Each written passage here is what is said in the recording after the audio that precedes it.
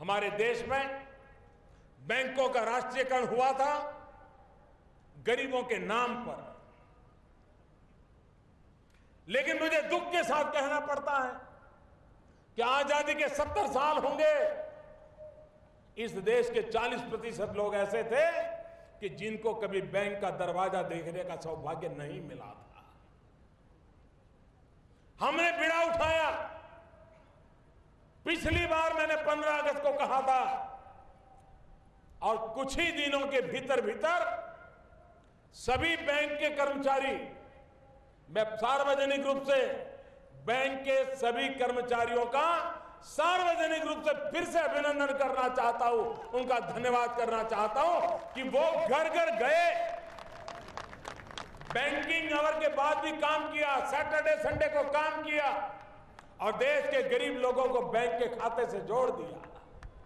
और हमने तो कहा था कि जीरो बैलेंस से बैंक का खाता खुलेगा, आपको 1 रुपया नहीं होगा।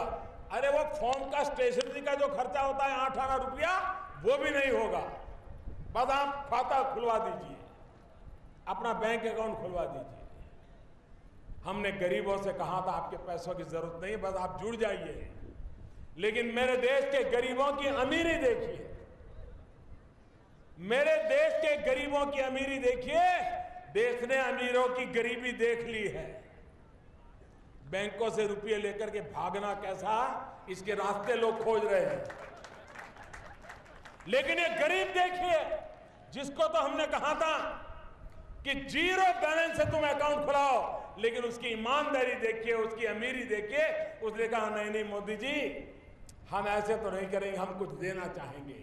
और आज मैं गर्व के साथ कहता हूं कि प्रधानमंत्री जनधन योजना के अंतर्गत गरीबों ने जो बैंक अकाउंट खुलवाए, उसमें किसी ने 50 रुपया, किसी ने 100 रुपया, किसी ने 200 रुपया डाला।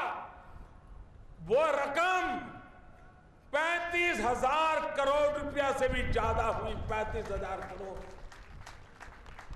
ये है मेरे देश के गरीबों की अमीरी। और जिस देश के गरीबों की अमीरी देखते हैं तो सरकार का भी मन करता है कि उन गरीबों के लिए खप जाना चाहिए। पूरी सरकार गरीबों के लिए स्वाहा कर देनी पड़े तो कर देनी चाहिए। इस मिजाज से मैं काम कर रहा हूं भाइयों। और मैं मानता हूं देश आगे तब बढ़ेगा जब देश के गरीब के द्वारा देश की विकास यात्रा में भागीदारी सुनिश्चित की जाएगी।